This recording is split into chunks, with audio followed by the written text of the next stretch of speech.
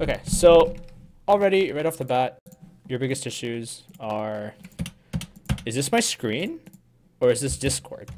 I'm trolling. All right. Oh yeah, you gotta specify entire screen. Yeah, there we go. Okay, great. Okay, so your biggest issue is you just not looking at your lanes and then missing extremely opportunistic kills. Okay. Um,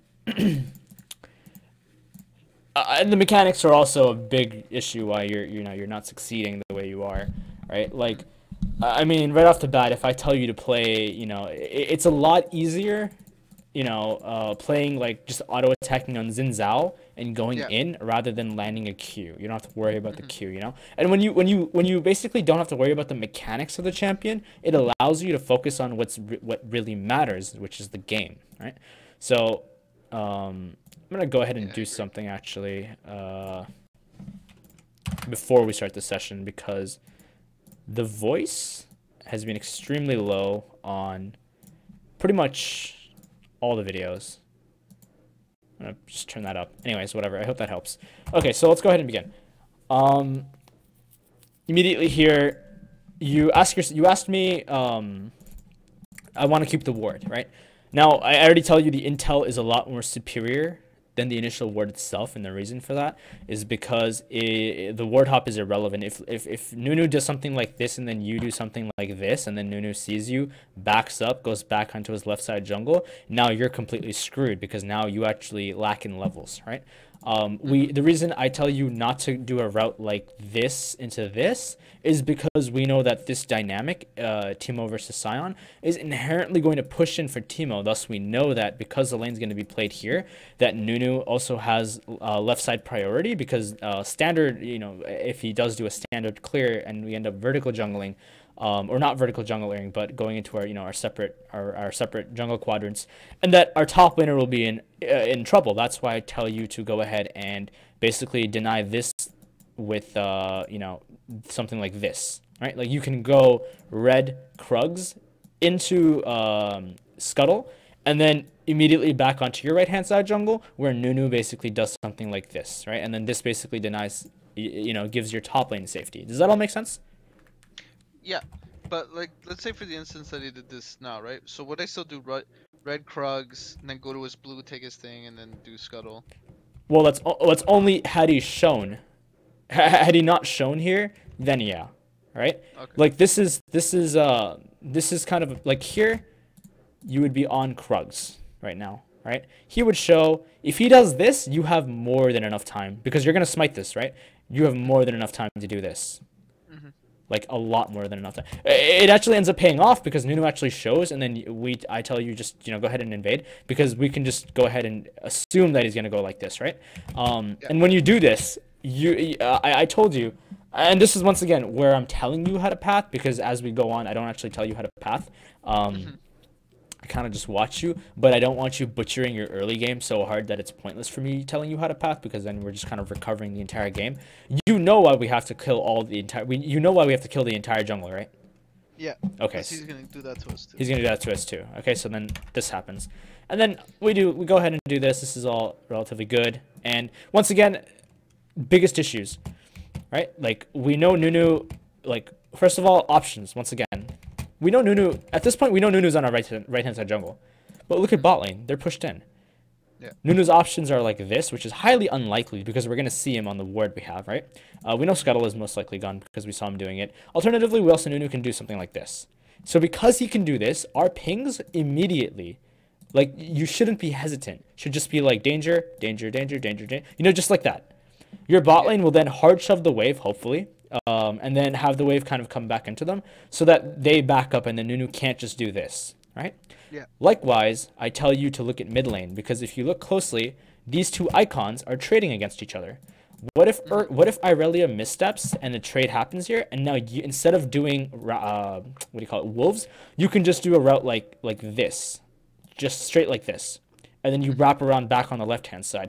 And the reason you want to wrap around back on the left-hand side is because we know there's no incentive to be here. We know Nunu is going to do something like this. We know that we can just kind of chill here and then wait for Teemo to shove the wave. And then once Teemo recalls, we can recall with Teemo and go back onto our right-hand side, which basically aligns everything with our right-hand side camp spawning. And that also helps us because by the time that happens, momentum in bot lane may shift towards our end.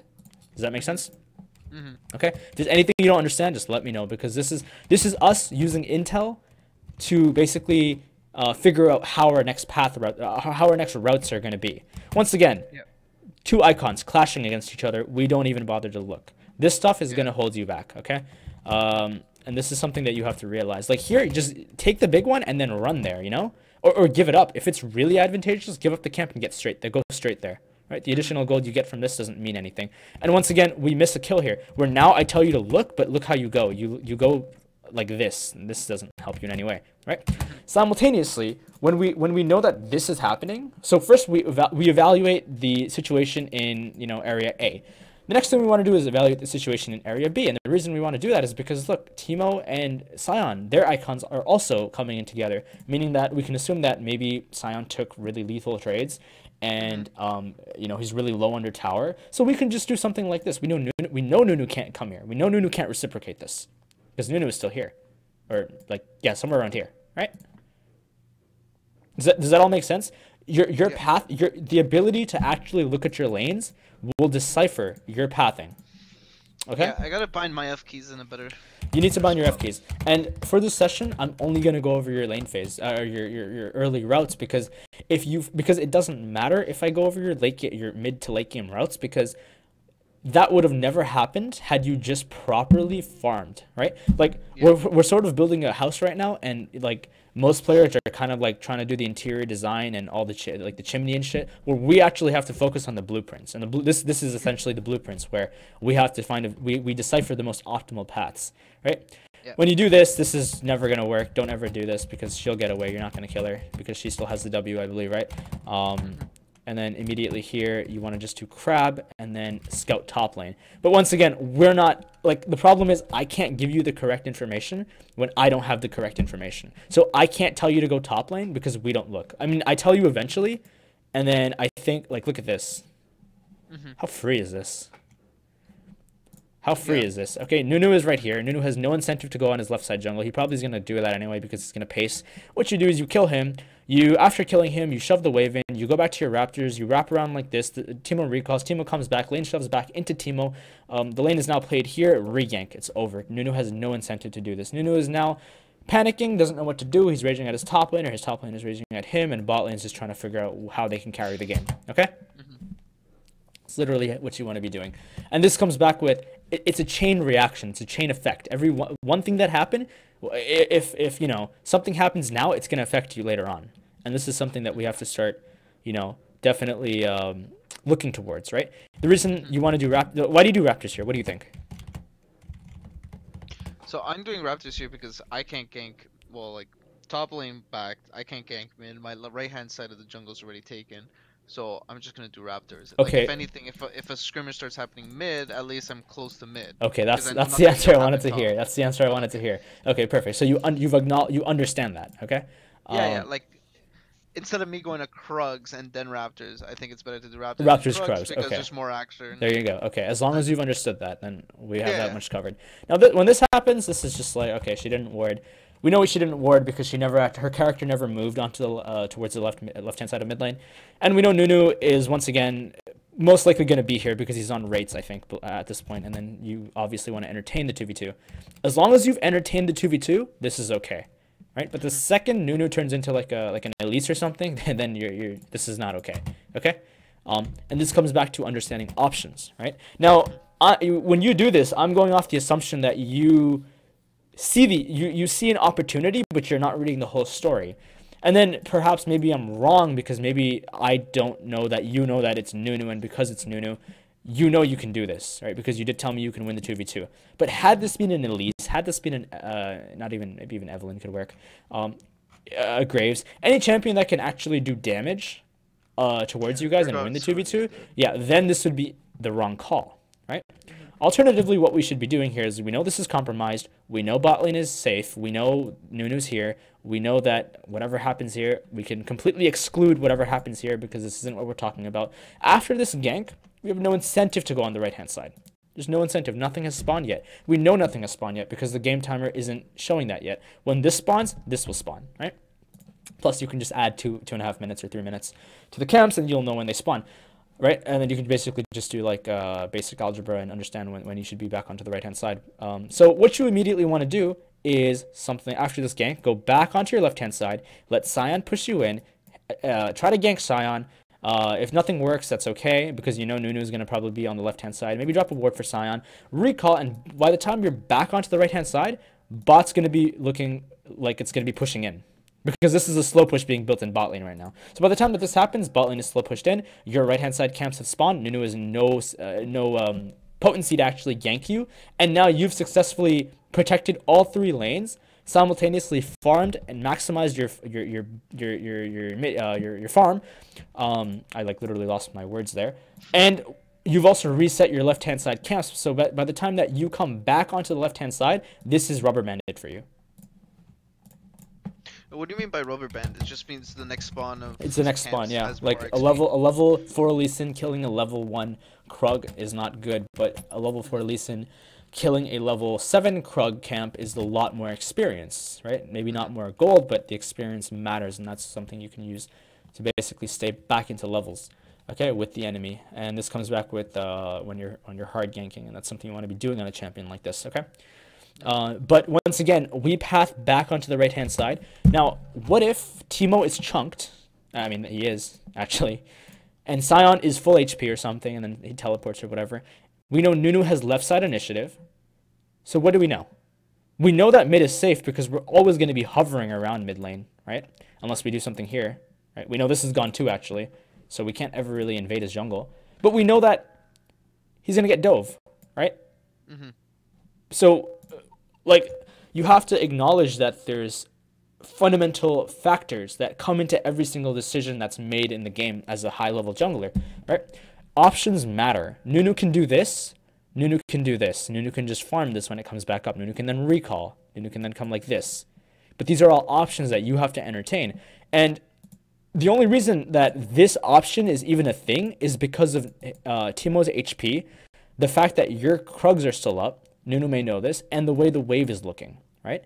Once again, if you go an F key towards Teemo and then you realize that Sion is like 10% health, then we can assume that, okay, this option is nullified, meaning that this can't happen because Nunu can't just dive solo, right? Then we can assume that Nunu's just going to farm, recall, back onto the right-hand side. Mm-hmm. Does that all make sense? Yep. Okay, do you have any questions about that? No.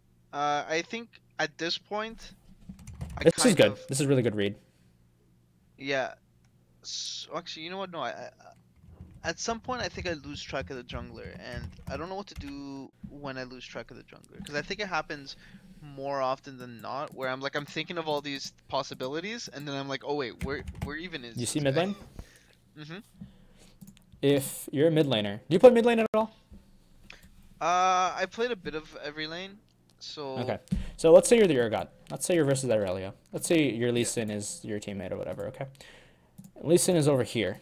Well, where do you want to stand? Where do you want to stand in mid lane? If Lee Sin is on the left hand side, farming his camps or whatever, for example. Well, yeah, she's gonna stay on the side her jungler's at, so on the right hand side. Meaning that if you lose track of your jungler, then you can just look at the mid laner. Look at the mid laner, see where she's standing. Give it away. Exactly. Alternatively, look at top lane. Look where the way he's playing. If Sion walks up like and takes an awkward trade, means he's confident, meaning that he probably has a jungler next to him, meaning that Nuna's probably on the left hand side. Mm-hmm. Look at the lanes. This is all that matters. If you don't look at the lanes, you're not going to have the intel.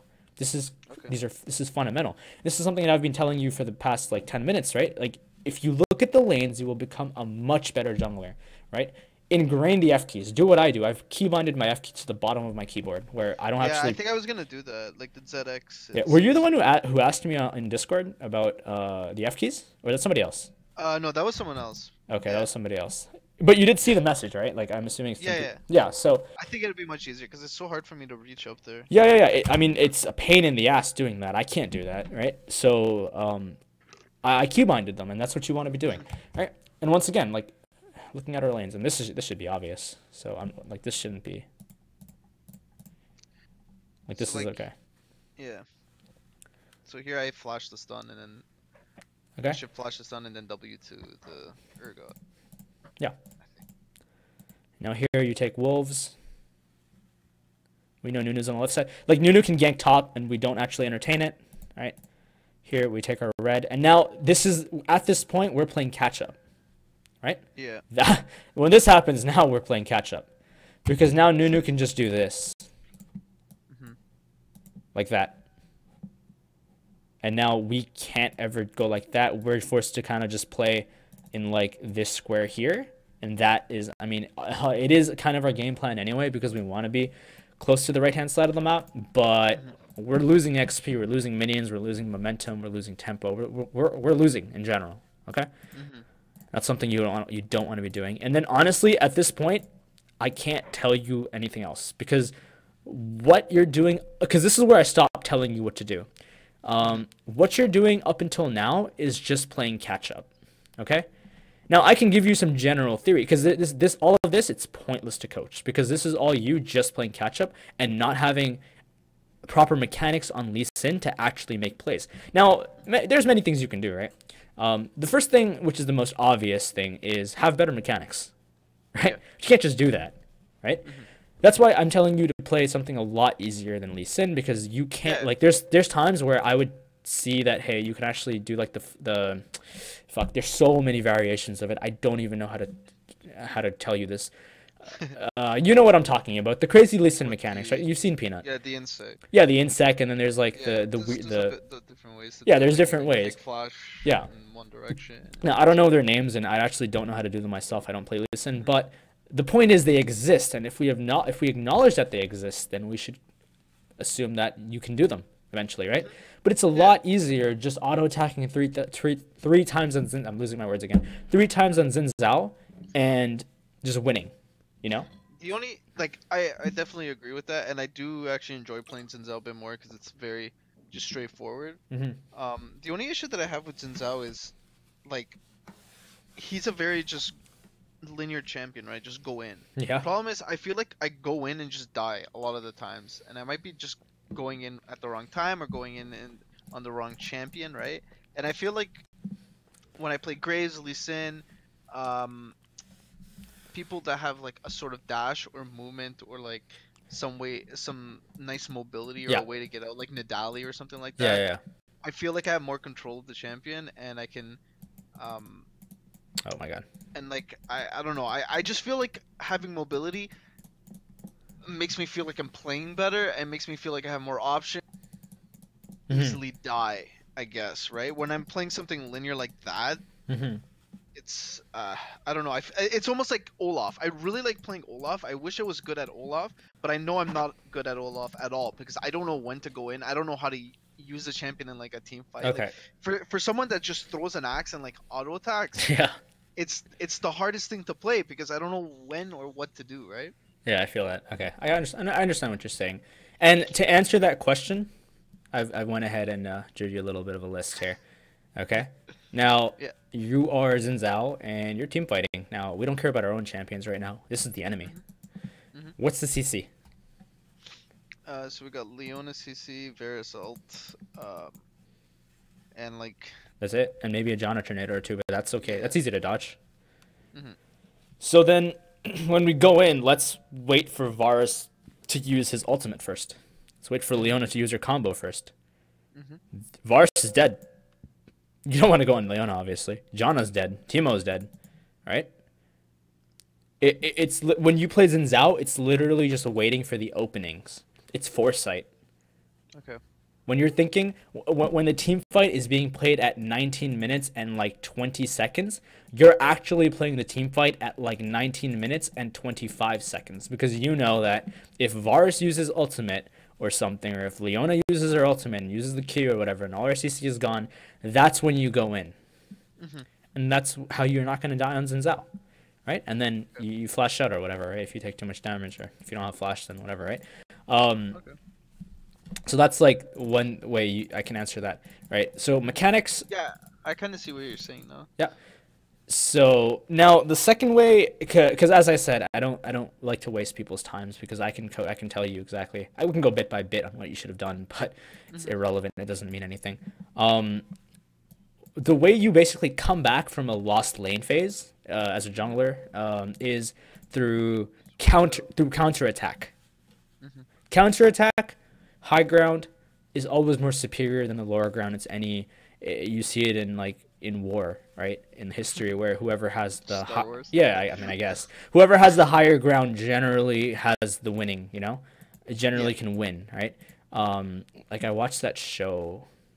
God, I forgot the show's name, but they were talking about high ground, and it was like, ah, man, I want to use that analogy, but I don't Oh. remember. It was on freaking Netflix, dude. What was the show's name? Are you like familiar with the Star Wars memes? No, no. Oh my god. I It'll didn't be have a perfect. childhood. Oh, okay, okay, okay. Because there's a really big scene in the third movie, and it's just a memed everywhere for Star Wars, and it's just Obi-Wan Kenobi saying, "Anakin, I have the higher ground." There you go.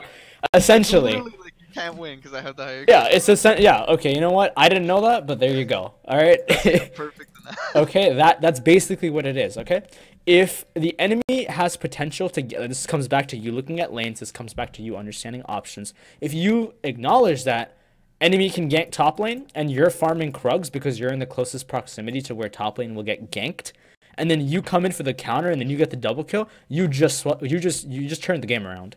Hmm. That's how you come back. But you only do that through patience and through proper calculation. This comes back with knowing where the enemy's standing, knowing which camps the enemy has taken, where the enemy jungler is, knowing how the lanes work, knowing if you can actually 2v2 or not, and then understanding your own damage while simultaneously actually being able to pull off the mechanics to do so. Hmm. And that's why Lee Sin is kind of like not the best idea, right? But the Yeah. mechanics come at the end. The most important part is the idea. Because even if this whole scenario on the left hand side happens and you lose and you end up screwing up, it doesn't matter because the idea is still correct. Hmm. So if you play the game out like 50 more times, and then assuming you have the correct mechanics about 85% of the time, and if you're playing something like Xin Zhao, who's really brain dead, like we can even bump that up to like a 95, then we can assume that you're going to climb Elo because this is essentially the correct call. But Yeah. that's the essence of jungle. That's what the core defining principles of what jungle is.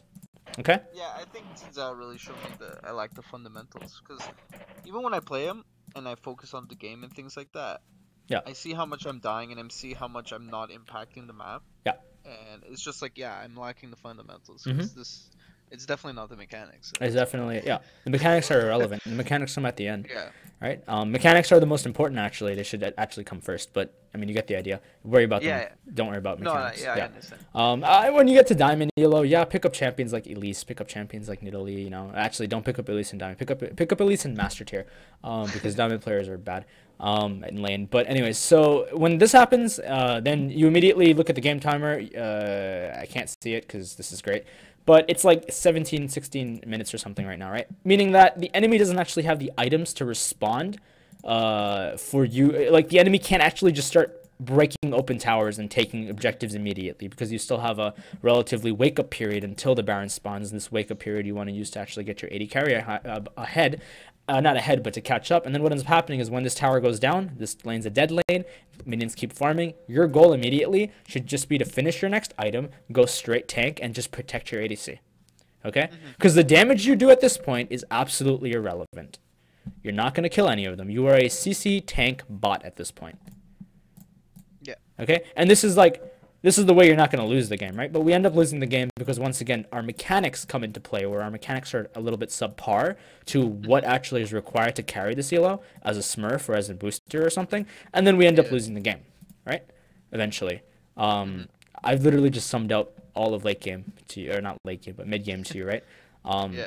And then Vayne decides to clean up because Twitch made a misplay, but we can't really count on our AD carry. Right, the idea is to snowball the early game so that we deny any potential mistakes from happening. Okay, that's about it, man. Do you have any questions? Yeah, so I just wanted to know just two things. Mm-hmm. When I'm on my own playing now, what do you think I should do to improve on mistakes or losses? Like, should I look at my own replays and try to kind of piece together stuff like this? That goes also for like when I'm watching just challenger VODs, right? Like, what should I be looking out Well, for that would it's really hard to put the puzzle together when you don't know what the end result is. yeah It's like you're making a puzzle, you're building a puzzle, but you don't know what the end picture is, and all you have is like ocean and sky pieces, yeah right? Like all you have is blue pieces, and you don't know what to do. It's essentially what you're doing. Your best bet would be to chase refinement. I'm gonna post this video online for you. I mean, go back to it, right? What we discussed, the most important parts, just keep refining them, keep watching it over and over again until you've understood what I'm talking about, not until you've memorized it, right? Because understanding and memorizing are completely two different things. And once you've done that, you should be relatively fine. And then chase refinement, right? Like go watch higher level players, watch Peanut, watch Rush, watch these players that they have reason for what they do every time they make a movement in the game. And then honestly watch, like I watch Rush. I'm actually going to be doing some VODs on Rush soon in a few weeks where yeah like he I talks I, so I much. saw you It's so said that. nice, right? Yeah, so I started watching some of his Switch because he literally tells you exactly He's what one of my favorite junglers to watch because not only is he Korean, he he's so also speaks smart. English. So I can Yeah, that understand too. it. Like the way he predicts the enemy jungler and all his options, he lists them out and he's like he's most likely gonna do this because they feel under pressure and I guarantee Exactly. that's what they're gonna do. And I can And like guarantee, it's yeah. always true. He predicts every gank and every it's insane. Yep. And That's what I want to do. if you replicate it, I can guarantee you're gonna improve. Hmm. Okay. And I guess the very last thing is aside from Xin Zhao, what other champion should I be looking for? Like in case Xin Zhao gets banned. For platinum player, Zach Sejuani, Zinzao, Karthus. Was him Karthus? Yeah, Karthus is just like farm pressor. Yeah, farm press star. I mean, practice him before you play him, right? Because he does require some mechanics.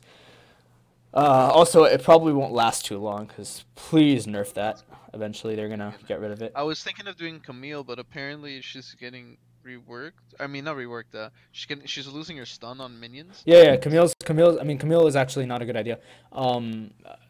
Yeah. Aside from the fact that they're killing her from the jungle slowly, also she's very mechanical, right? Yeah. Yes. Like if you see some of the best Camille players, the shit they do, holy crap! I don't know how they do it.